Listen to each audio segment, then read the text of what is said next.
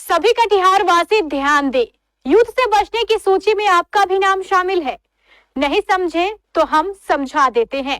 कल 7 मई बुधवार की शाम की जैसे ही 7 बजेंगे, आप सब अपनी अपनी कमर कसकर तैयार रहें। एक सायरन बजेगा और आपको अपना बचाव करना है। किस तरह का बचाव करना है यह भी जान लीजिए। अगर भारत और पाकिस्तान का युद्ध हुआ तो ऐसे हालात बन सकते हैं। जैसे ही कटिहार पर आक्रमण का खतरा मंडराएगा, यही सायरन उस समय भी बजेगा। सायरन बजते ही आपको अपनी सुरक्षा करनी है। भारत सरकार के गृह मंत्रालय द्वारा जारी आदेश के अनुसार पाकिस्तान के साथ संभावित युद्ध को देखते हुए देशवासियों को मॉक ड्रिल के माध्यम से सुरक्षा के मद्देनजर पूर्वाभ्यास कराया जाएगा। इसके लिए कल देश के कई राज्यों में सायरन बजाया जाएगा।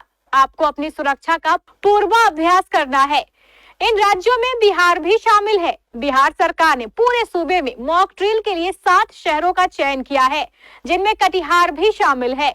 कटिहार के अलावा जिन अन्य 6 शहरों का नाम सूची में शामिल है, उनमें पूर्णिया, अररिया, किशनगंज, पटना, बेगूसराय और बरौनी के नाम है।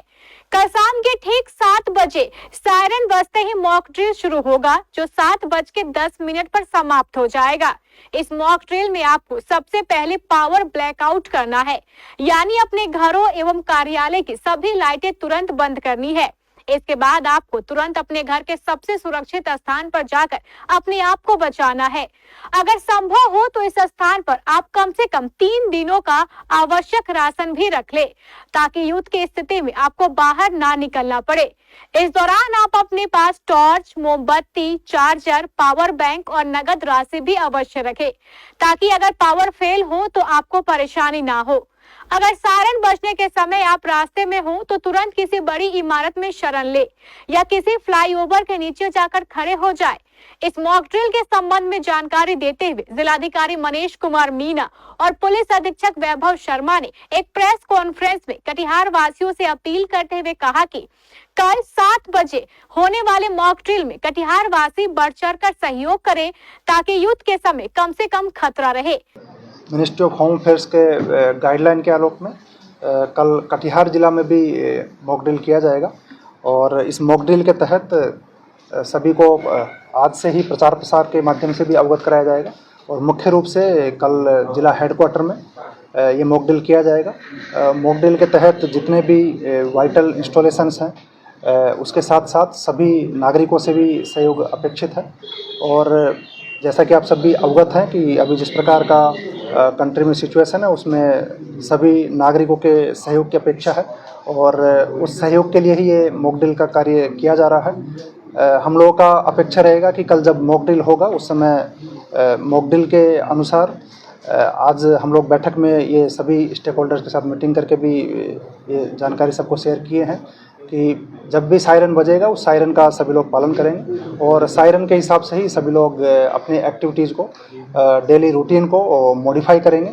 और कल का मॉक ड्रिल विशेष रूप से 10 मिनट का मॉक ड्रिल है, उसमें पावर ब्लैकआउट जैसा सिचुएशन होगा और उस पावर ब्लैकआउट जैसी सिचुएशन में किस प्रकार से आप सभी लोग अपने घरों के इक्विपमेंट्स को बंद कर सकते हैं, किस प्रकार से इन्वर्टर वगैरह को बंद कर सकते हैं और विदाउट एनी पावर बैकअप किस प्रकार से पूरे शहर को आप लोग सुरक्षित रख सकते हैं, उसके लिए आप सभी लोग तैयारी करेंगे। और मॉक ड्रिल में भी विशेष रूप से सभी के जन सहयोग अपेक्षित है।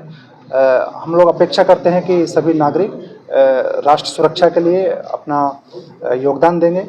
यहाँ पर सभी प्रकार के गवर्नमेंट ऑर्गेनाइजेशन से भी आज मीटिंग किया गया है, BSNL से, अन्य सभी प्रकार के ऑर्गेनाइजेशन से मीटिंग किया गया है। सरकारी ऑर्गेनाइजेशंस तो पूरी तरह से तैयार है, लेकिन जब तक जन सहयोग हम लोगों को नहीं मिलता है किसी प्रकार के आपदा की सिचुएशन में या इमरजेंसी सिचुएशन में, तो इस प्रकार के मिशन में सफलता में थोड़ी कमियाँ रहती हैं। तो इसलिए सभी को आपके माध्यम से भी हम लोग अपील करना चाहेंगे कि कल जो मॉक ड्रिल होगा उसमें सभी अपना सहयोग करें और राष्ट्र की सुरक्षा को सर्वोपरि मानते हुए सभी लोग राष्ट्र की सुरक्षा में अपने घरों में रहकर जो सहयोग दे सकते हैं वो मॉक ड्रिल में जरूर करें। जैसा कि आप अवगत हैं कि कटिहार का ज्योग्राफिकल लोकेशन बहुत सेंसिटिव है और ज्योग्राफिकल लोकेशन के सेंसिटिव की वजह से कटिहार में रेलवे के वाइटल इंस्टॉलेशंस की सुरक्षा के दृष्टिकोण से सभी प्रकार के एहतियात कदम रेलवे अथॉरिटीज़ के द्वारा भी उठाए जाएंगे और इसी प्रकार से रोड की सुरक्षा के लिए भी सभी प्रकार के एहतियात कदम सभी प्रकार के प्रशासनिक पदाधिकारी द्वारा उठाए जाएंगे।